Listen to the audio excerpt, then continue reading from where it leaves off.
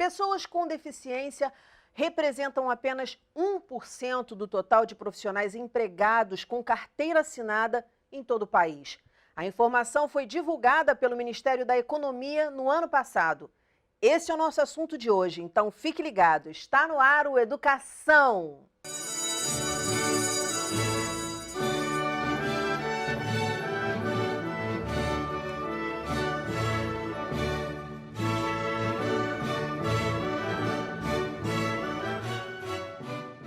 Minhas convidadas são a professora adjunta da Faculdade de Educação da UERJ, Eni Redig, e a professora de Educação Especial na FAETEC, Lívia Vitorino.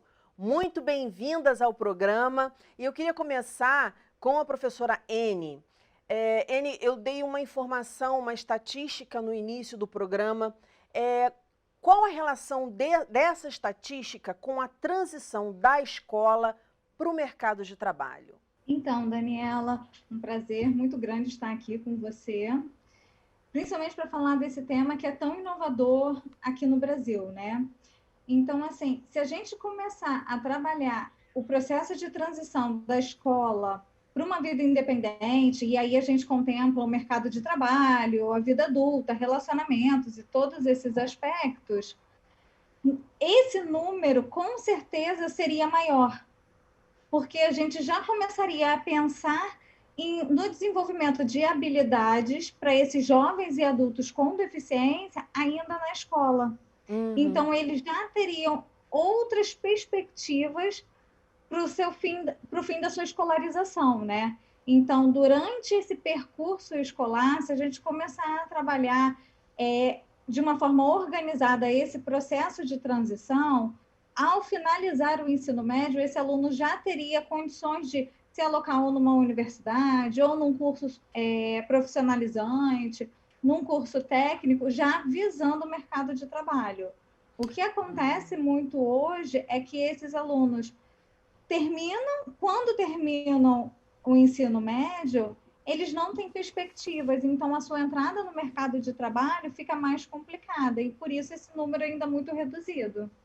Complementando o que a professora Eni falou, outra coisa que é muito importante é a gente divulgar o emprego apoiado, que é o emprego customizado ou emprego apoiado, que é uma metodologia que tem técnicas estruturadas de planejamento do antes da pessoa entrar no mercado de trabalho, acompanhando o antes, o durante e o depois. Então, tem levantamento de perfil, identificação da vaga que mais tem a ver com aquela pessoa, acompanhamento da colocação dessa pessoa no mercado de trabalho.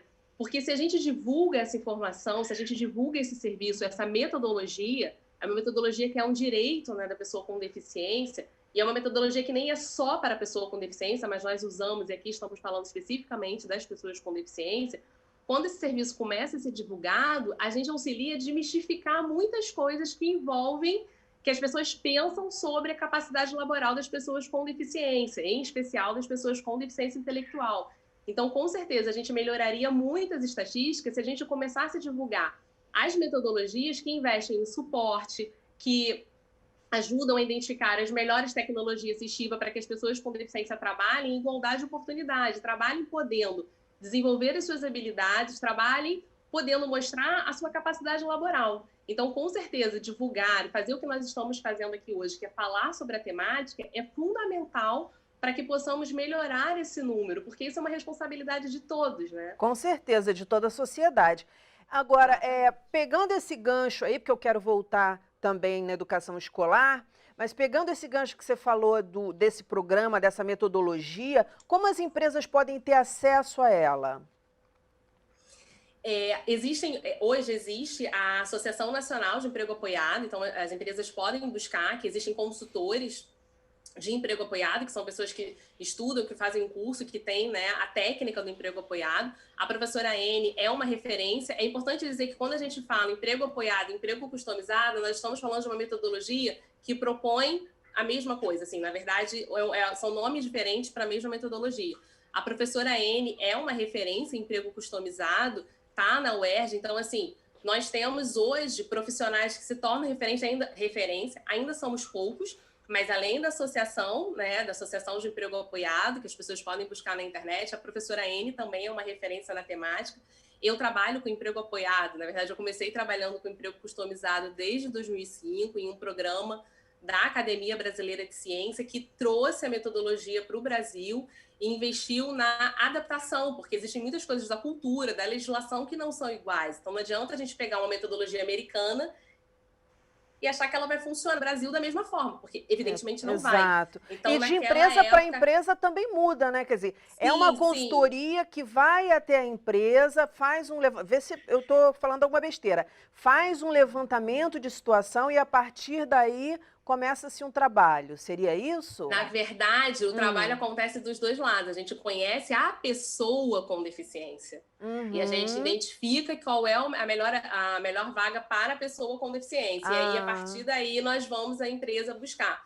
Claro que o contrário entendi. também Ela pode é a acontecer. ponte. Ela é a ponte. Ela é a ponte. O trabalho é para a pessoa. Perfeito. Na verdade, Daniela, complementando o que a professora Lívia falou, eu conheci a professora Lívia em 2005 nesse projeto, né? E o meu trabalho é muito adaptar essa metodologia que é americana aqui para a nossa realidade no Brasil. Então, assim, a grande questão do emprego customizado é você partir do sujeito com deficiência. Então, quando a gente trabalha esse processo de transição, eu estou trabalhando a autodescoberta para o sujeito se conhecer, saber o que ele deseja, o que ele quer fazer da vida, quais são os melhores locais para ele trabalhar, quais são as suas dificuldades, as suas limitações e quais são as suas competências. E, a partir daí, a gente vai traçando esse percurso formativo. O ideal é que a gente faça a escola ou a instituição especializada, onde esse sujeito esteja, faça uma parceria com as empresas, com a Secretaria de Trabalho ou com as empresas, porque já na escola ele pode fazer esse processo de levantamento das suas habilidades e dos seus interesses. Não adianta você colocar um sujeito com deficiência para trabalhar no mercado como empacotador se ele não tem a vontade de trabalhar como empacotador. Claro, claro, com certeza. Então, a gente isso para qualquer pessoa. Enfim. Exatamente. E como é que a pessoa com deficiência que está assistindo a gente acha vocês? Poxa, eu quero falar sobre que habilidades eu tenho, o que eu gostaria de trabalhar e gostaria de receber uma ajuda. Como é que essa pessoa faz? Lá na UERJ, a gente tem alguns projetos que a gente desenvolve. Hoje, a gente está até com parceria com algumas secretarias, que aí muitos sujeitos já estão, né, desenvolvendo atividades lá, e a gente está começando a fazer esse trabalho. Óbvio que com a pandemia as coisas ficaram um pouco mais lentas, né? Sim.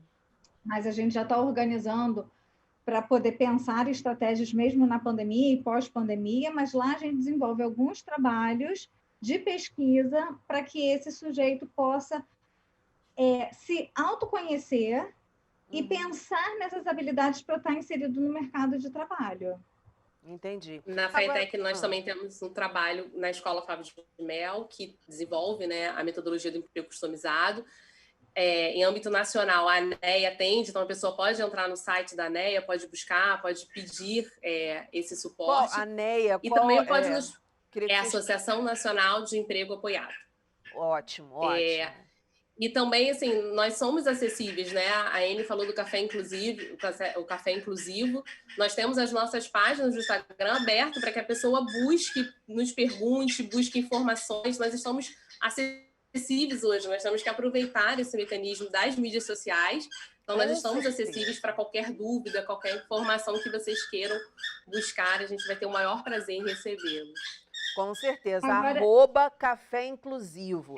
Só para deixar para o pessoal. Pode falar, professora. Agora, uma coisa interessante dessa metodologia, Daniela, é que, assim, não necessariamente a gente aloca o sujeito com deficiência em uma vaga já existente.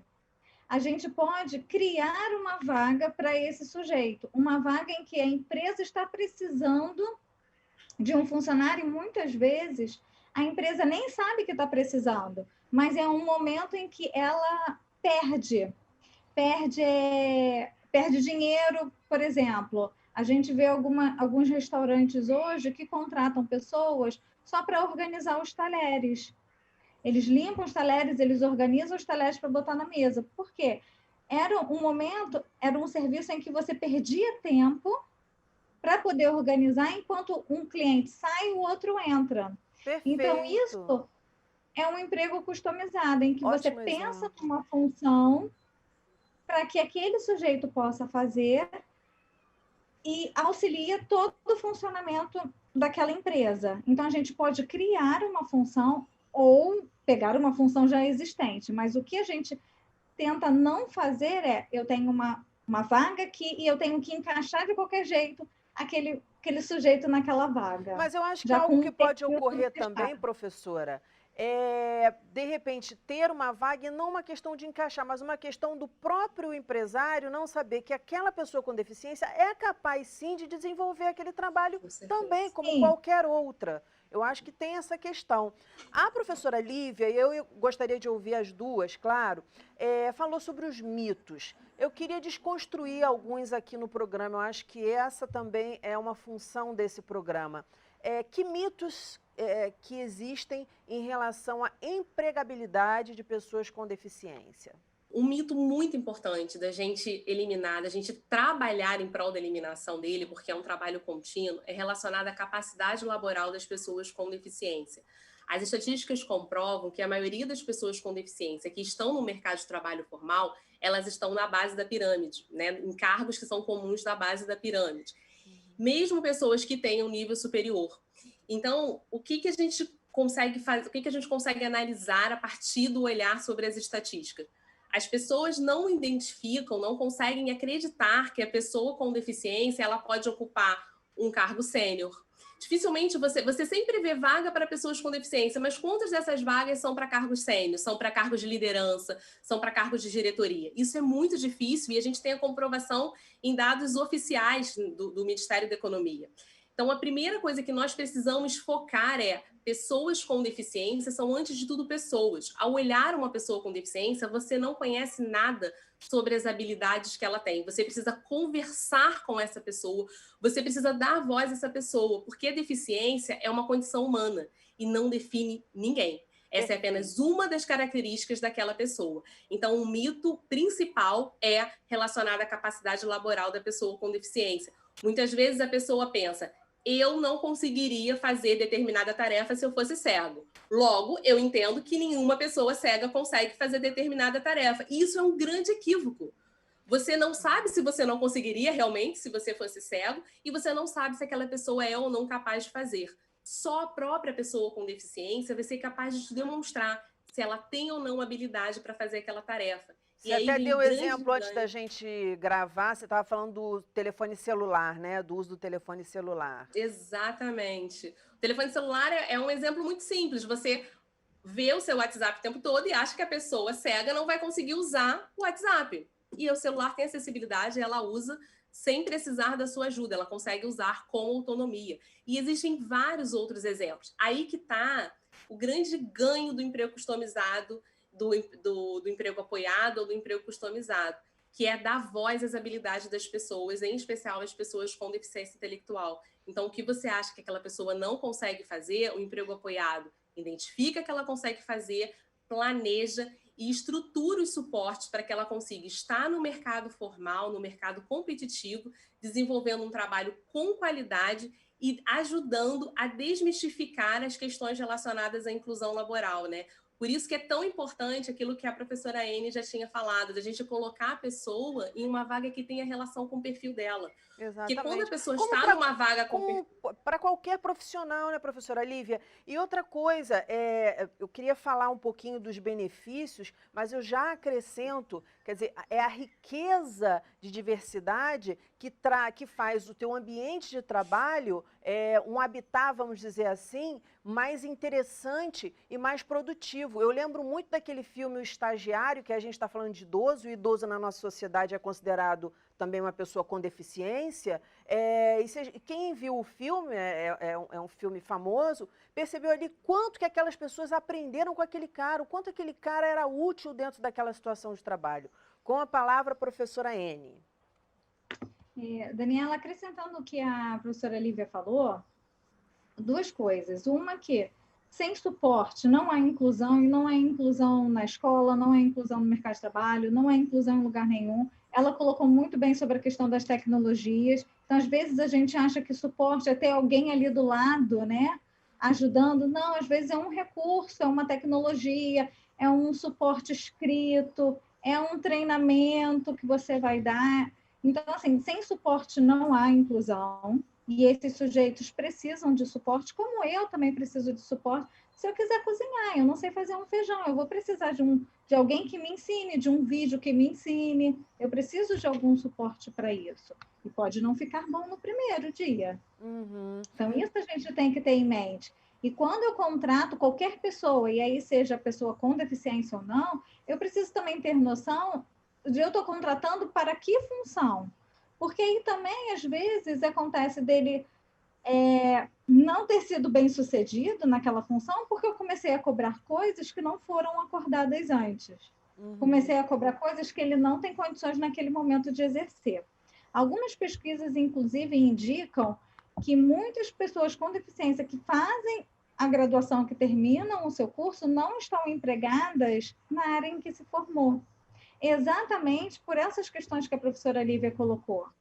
Então, se a gente começar a fazer essa parceria de universidade, de escola, com as empresas, a gente começa a desmistificar isso e consegue colocar esses sujeitos no mercado de trabalho de forma real, realmente assim, efetiva, né?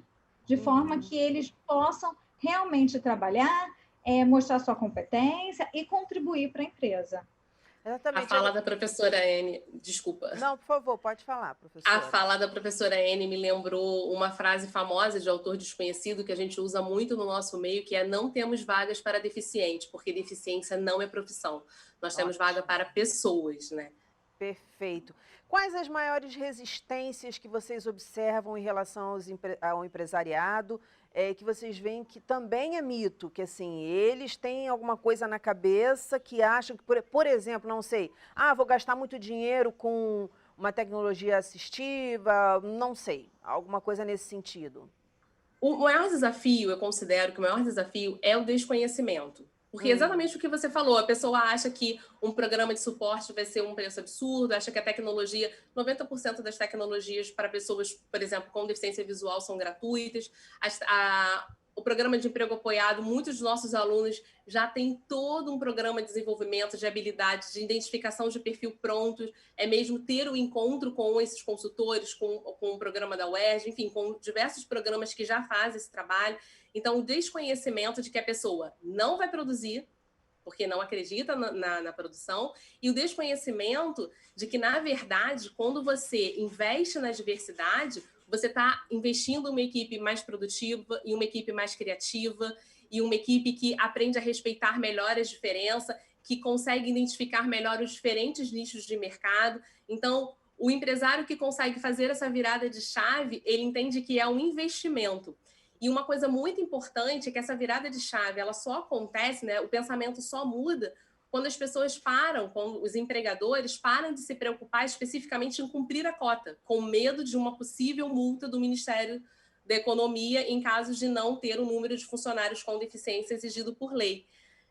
Exatamente. Ao contratar uma pessoa com deficiência, você precisa se preocupar se aquela pessoa está tendo o suporte necessário e vai conseguir desenvolver as suas habilidades.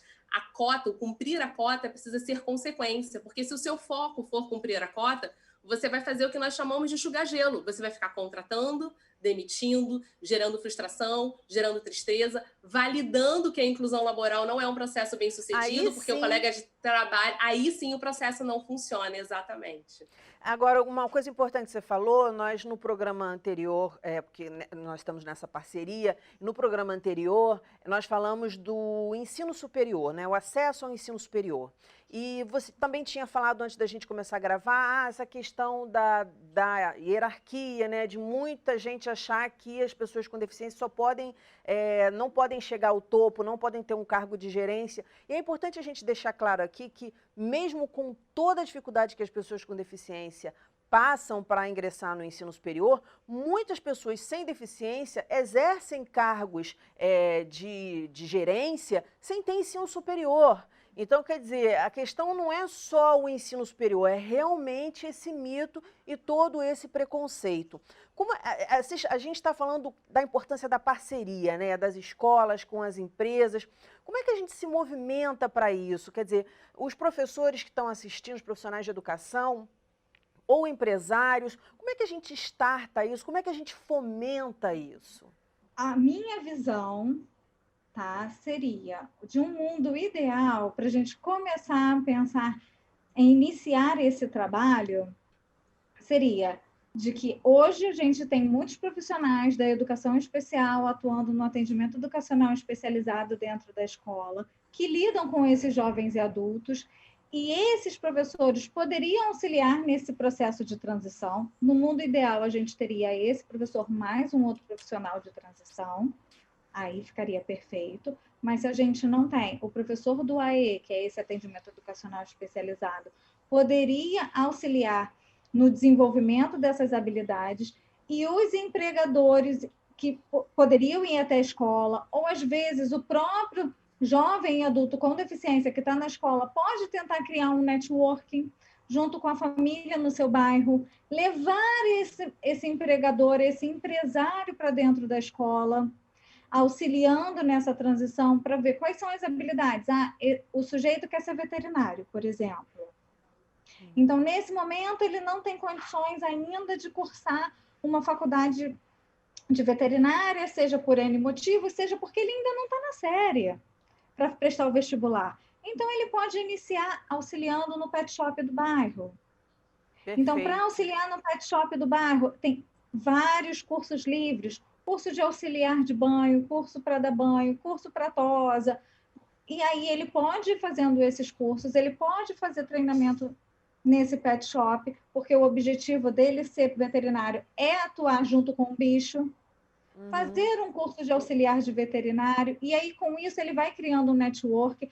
O empresário, né, o dono do pet shop, lá em contato com a escola, vai fazendo essa parceria e vai falando assim, para trabalhar aqui no pet shop, ele precisa agir de tal forma, ele precisa ter tal comportamento. A professora do AE vai ajudando nesse treinamento, no desenvolvimento dessas habilidades para ele atuar lá no pet shop, e com isso a gente vai galgando espaços, né? Vai subindo degraus nessa escada até ele alcançar o objetivo que ele deseja. Então, eu fico imaginando a riqueza dessa troca, tanto para o pet shop, quanto para a pessoa com deficiência, quanto para a sociedade, porque, graças a Deus, a gente cada vez mais tem uma sociedade que está tomando consciência de que a vida ela é diversa, ela é dos distintos, né, dos diferentes, todos nós somos, e que isso só engrandece a nossa prática.